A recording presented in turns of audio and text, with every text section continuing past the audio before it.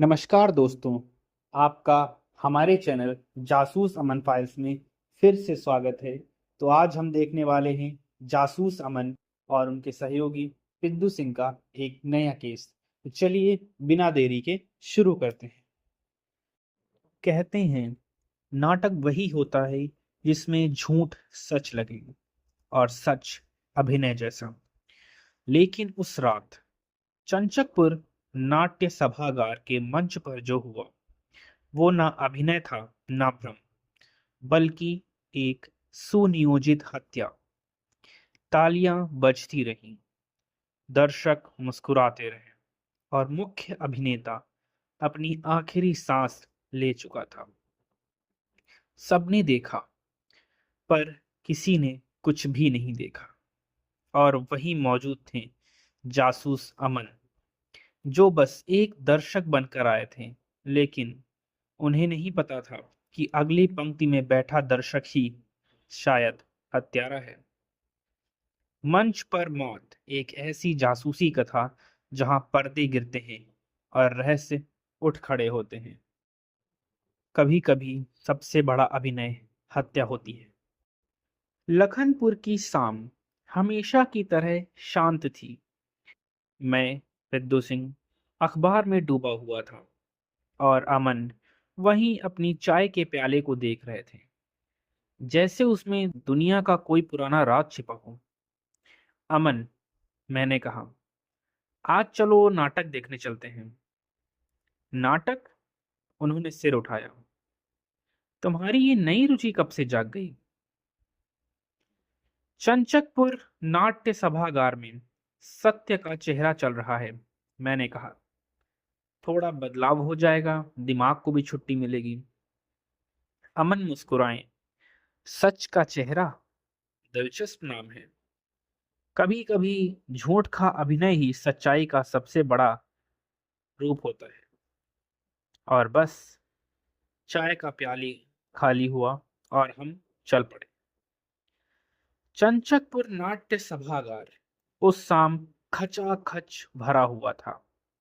सामने लाल पर्दा, ऊपर लटकते पुराने पंखे और कुर्सियों की चरमराहट के बीच तालियों और हंसी की फुसफुसाहट खुली हुई थी। हम तीसरी पंक्ति में बैठे थे। अमन अपनी आदत के मुताबिक आसपास की हर चीज देख रहे थे। लाइट्स, बैक स्टेज के पर्दे की हरकत, यहाँ तक कि मंच की बाईं ओर खड़ा कोई युवक जो बार बार अपनी घड़ी देख रहा था। तुम नाटक देखने आए हो या केस ढूंढने? मैंने धीमे से कहा। वो मुस्कुराए। हर नाटक में एक झूठ छिपा होता है पिद्दू। कभी कभी वही झूठ असली अपराधी को पहचानवा देता है। अब नाटक शुरू होता है। लाइट्स मंद हुई, पर्दा उठा। स्टेज पर राजा, वजीर और एक रहस्यमयी स्त्री आती है। संवाद गूंजता है, तालियां बजती हैं। मुख्य अभिनेता राघव सूद थिएटर का सबसे चर्चित चेहरा था। वो अपने संवाद इस तरह बोल रहा था जैसे शब्द नहीं, तीर चल रहे हों। सभागार मंत्रमुग्ध था, लेकिन अमन की नजरें मंच पर नहीं, मंच के पीछे चल रही परछाइयों पर थी। थोड़ी देर नाटक चलने के पश्चात अब तीसरा पहलू शुरू होता है। राजा यानी राघव सूद मंद के मंच के बीचों बीच आते हैं। रोशनी पूरी तरह उस पर थी, हाथ में एक चमकता हुआ खंजर। वो बोला, सत्य वही बोलेगा जो मर चुका होगा। अगले ही पल उसने खंजर अपने सीने की ओर बढ़ाया और गिर पड़ा। तालियां गूंज उठी, लोग खड़े होकर ताली बजाने लगे। वाह, क्या अभिनय है! लेकिन अमन नहीं हिला। उनकी आंखें उस गिरे हुए शरीर पर टिकी थी। मैंने कहा, क्या हुआ? उन्होंने धीमे स्वर में कहा, पेद्दू, वो अब अभिनय नहीं कर रहा है। कुछ सेकंड तक कोई नहीं समझ पाया। फिर बैक स्टेज से कोई चिल्लाया, राघव! और तभी अफरा तफरी मच गई। अभिनेत्री ने चीख मारी, पर्दा गिरा दिया गया। लोग उठ खड़े हुए, कुर्सियां चरमरा उठी। किसी ने कहा, शो खत्म हो गया। किसी ने, शायद वो बेहोश हो गया है। पर तभी सभागार के दाएं दरवाजे से एक आवाज आई, सभी पीछे हटे, पुलिस! इंस्पेक्टर ठाकुर अंदर आए। वो संयोग से दर्शकों में ही बैठे थे। अपनी पत्नी के साथ छुट्टी की शाम बिताने आए थे, लेकिन अब उनका चेहरा तनाव में था। क्या हुआ? उन्होंने एक अभिनेता से पूछा। किसी ने कहा, राघव उठ नहीं रहा है। ठाकुर झुके, नाड़ी टटोली, मर चुका है, उन्होंने कहा। अमन भी वहां पहुंच चुके थे। इस बार आप मुझसे पहले पहुंच गए ठाकुर साहब, उन्होंने कहा। ठाकुर ने सिर उठाया, काश किसी केस में ये न सुनना पड़ता मुझे। अभिनेता का शरीर अब शांत था, खंजर सीने पर रखा हुआ, पर खून की एक बूंद नहीं। मुंह पर कोई झाग नहीं, डर का कोई भी निशान नहीं। अमन ने उसका हाथ हटाया। हथेली पर एक छोटा सा काला धब्बा था। देखिए ठाकुर, उन्होंने कहा, मौत जहर से हुई है, ऐसे जहर से जो त्वचा से भीतर गया हो। ठाकुर ने कहा, तो फिर खंजर? अमन बोले, वो सिर्फ एक दिखावा है, असली हथियार नहीं। असल हथियार उस पर था जो उसे थमाने वाला था। थोड़ी देर पश्चात पुलिस ने नाटक रोक दिया। लोगों को बाहर भेजा जा रहा था। मंच मंच पर सिर्फ हम तीनों बचे, मैं, ठाकुर और अमन। मैंने कहा, इतने लोगों के बीच कोई हत्या केस कैसे कर सकता है? अमन बोले, जब सब अभिनय देख रहे हो, अपराधी सच करता है, बिना किसी को एहसास हुए। उन्होंने खंजर उठाया, रोशनी के नीचे देखा और बहुत धीमी आवाज में कहा, इस हैंडल में कुछ है ठाकुर। एक पतली सुई, और उसके नीचे जहर। ठाकुर चौंके। मतलब जब उसने खंजर पकड़ा तो जहर उसकी नस में चला गया? अमन ने कहा, हाँ। और जब वो गिरा, तालियां बज रही थी। फिर अमन धीरे से बोला, थिएटर की सबसे खतरनाक बात जानते हो पिद्दू? यहाँ हर कोई झूठ बोलता है, सिवाय उस आदमी के जो मर चुका है। रात के 11 बज चुके थे। सभागार लगभग खाली हो चुका था। स्टेज की लाइट्स बुझ चुकी थीं। सिर्फ एक पीली बल्ब की रोशनी बैक स्टेज के कोने में झूल रही थी। वही बैठे थे अमन और इंस्पेक्टर ठाकुर। मेरे हाथ में अब भी चाय का गुनगुना प्याला था, जो ठंडा होकर रहस्य जितना भारी लगने लगा था। ठाकुर बोले, अभिनेता राघव सूद। थिएटर में किसी से कोई झगड़ा नहीं था। सभी कहते हैं कि वो सबका प्यारा था। अमन ने बिना ऊपर देखे कहा, थिएटर में जो सबसे प्यारा होता है, वही सबसे बड़ा खतरा होता है। ठाकुर ने भौहें तानी। मतलब? जासूस अमन ने धीमे से कहा, मतलब कि जितने चेहरों पर मुस्कान होती है, उतनी ही आंखों में ईर्ष्या भी छिपी होती है। अगले आधे घंटे में मंच पर मौजूद हर किरदार को बुलाया गया। सबके बयान लगभग एक जैसे थे। खंजर नकली था, जहर कहाँ से आया, हम तो अभिनय कर रहे थे। पर अमन किसी के जवाबों पर ध्यान नहीं दे रहा था। उसकी निगाहें हर व्यक्ति की चाल, हर सांस और हर ठहराव पर थी। तभी उन्होंने कहा, थोड़ा रुको ठाकुर, उस लड़की को बुलाओ। जो नायिका की भूमिका निभा रही थी। थोड़ी देर बाद वो लड़की आई, सफेद साड़ी में, आंखें नम थीं। नाम था कृति मल्होत्रा। अमन ने पूछा, राघव आपके बहुत करीबी थे? उसने कहा, हाँ, पर दोस्त की तरह बस। जासूस अमन ने मुस्कुरा कर कहा, थिएटर में बस दोस्त का मतलब हमेशा बस झूठ होता है। वो चुप रही। ठाकुर ने डांटते हुए कहा, देखिए, सहयोग करें, ये हत्या का मामला है। वो लड़की बोली, कल रात राघव ने कहा था कि आज का शो आखिरी होगा, क्योंकि उसके पास ऐसा सच है जो सब कुछ बदल देगा। अमन की आंखों में एक चमक आई। क्या तुम्हें पता है वो क्या सच था? वो बोली, नहीं, बस इतना कि वो अपनी स्क्रिप्ट में कुछ बदल रहा था। अगली सुबह होती है। अमन, मैं और ठाकुर नाटक मंडली के स्क्रिप्ट रूम में थे। कमरे में पुराने पोस्टर, रंग के डिब्बे और बिखरे हुए पन्ने पड़े थे। अमन हर पन्ना ध्यान से पलट रहा था। हर लाइन पढ़ते हुए रुक जाता, जैसे कोई शब्द कुछ कह रहा हो। तभी उन्होंने एक पन्ना उठाया और कहा, ये देखो। कागज के किनारे पर लाल स्याही से लिखा था, सत्य का चेहरा किसी का नहीं होता, वो सबका होता है। और नीचे, राघव रिवाइज्ड सीन। ठाकुर ने कहा, मतलब उसने खुद स्क्रिप्ट बदली थी? अमन ने सिर हिलाया, हाँ। और सबसे दिलचस्प बात यह है कि उसके मारे जाने वाला सीन यही लिखा है। लेकिन ये पन्ना आधिकारिक स्क्रिप्ट में नहीं था, यानी कि ये ऑफिशियल स्क्रिप्ट नहीं थी। शाम को जासूस अमन फिर से उसी मंच पर लौटे। लाइटें बुझी हुई थीं। उन्होंने खंजर उठाया, उसे हाथ में लिया।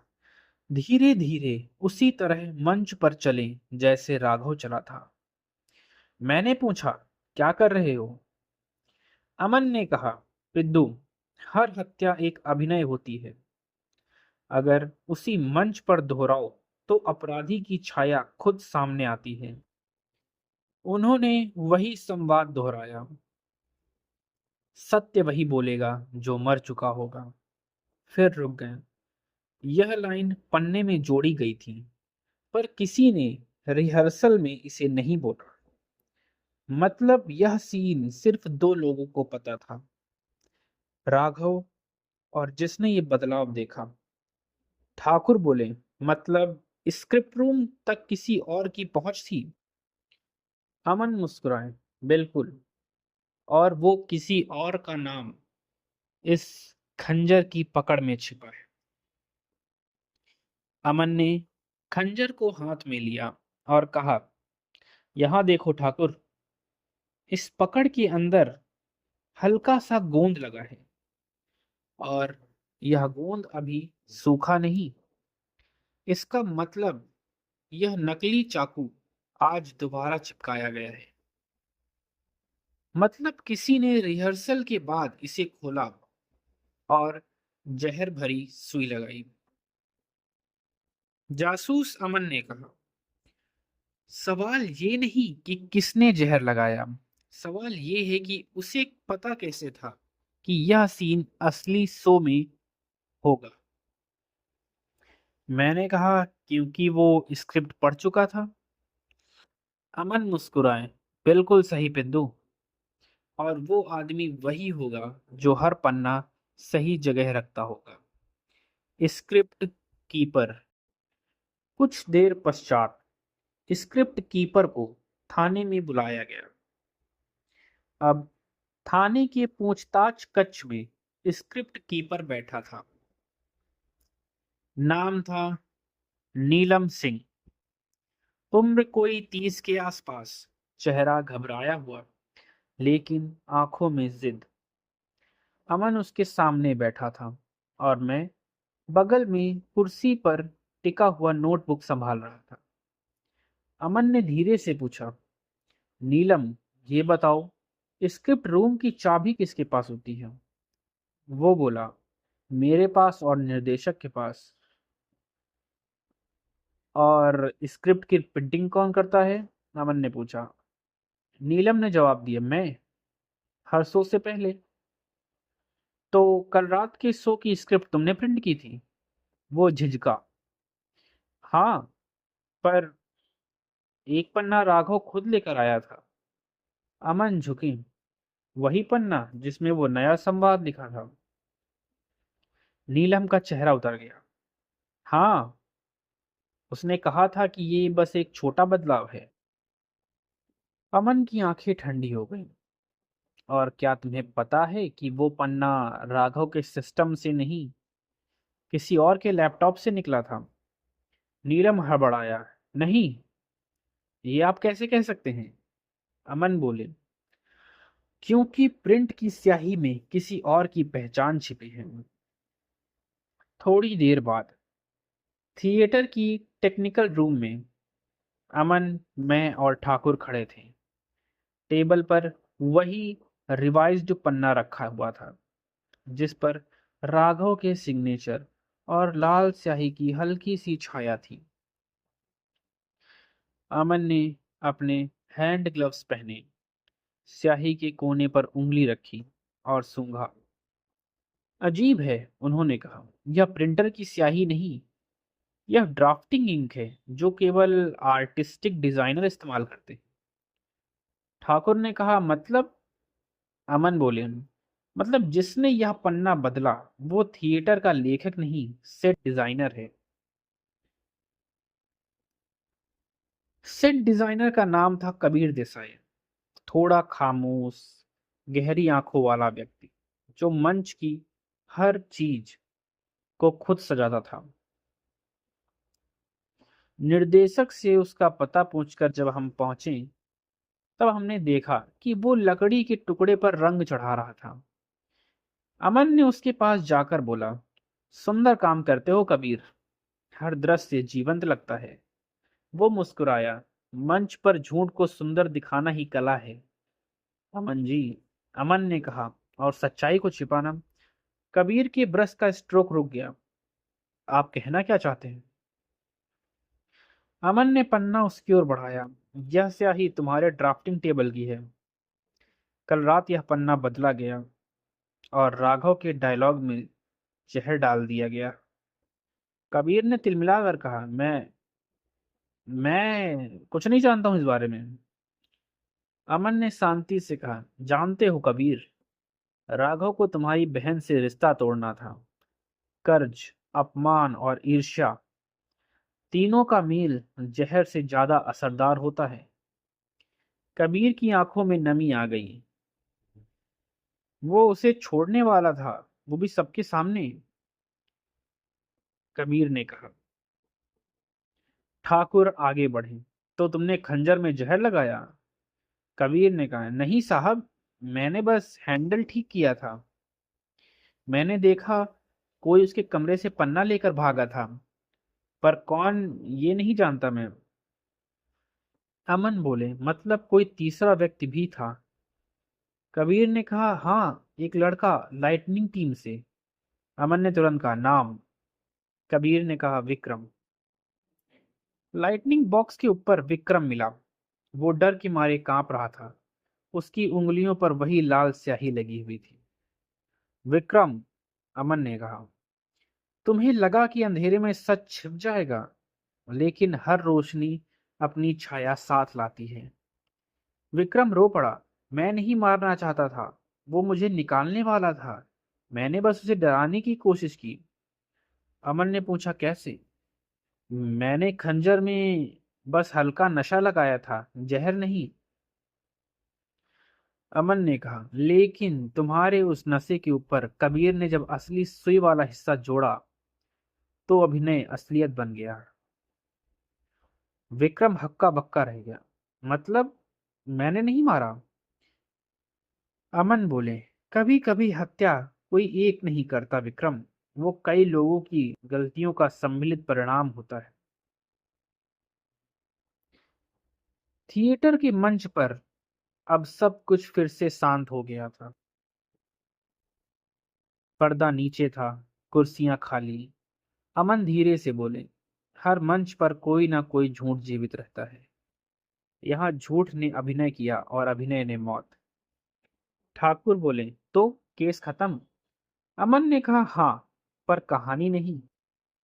थिएटर के पर्दे बंद हो जाते हैं ठाकुर साहब, पर उनके पीछे के संवाद कभी खत्म नहीं होते। थोड़ी देर बाद जासूस अमन मंच से बाहर निकलते वक्त पिद्दू सिंह से बोलते हैं, जानते हो पिद्दू, कला और अपराध में एक ही फर्क है। अपराध छिपाया जाता है और कला दिखाई जाती है। लेकिन जब दोनों एक हो जाएं, तो दर्शक ताली बजाता है और कोई मर जाता है। बाहर बारिश हो रही थी। थिएटर की दीवारों पर अब भी सत्य का चेहरा का पोस्टर चिपका हुआ था, लेकिन उस पर राघव का चेहरा किसी ने काली स्याही से मिटा दिया था। अमन ने धीरे से कहा, झूठ के मंच पर सच हमेशा मरा हुआ ही दिखता है, बस कभी कभी उठकर बोल देता है। दोस्तों, ये कहानी यहीं तक थी। ये कहानी यहाँ तक सुनने के लिए आपका धन्यवाद। हमारे चैनल पर हर रात एक नई कहानी आ जाती है, उसे भी सुनें। और आप हमारे चैनल को सब्सक्राइब करें, वीडियो लाइक करें। और यहाँ तक कहानी सुनने के लिए आपका धन्यवाद। शुभ रात्रि।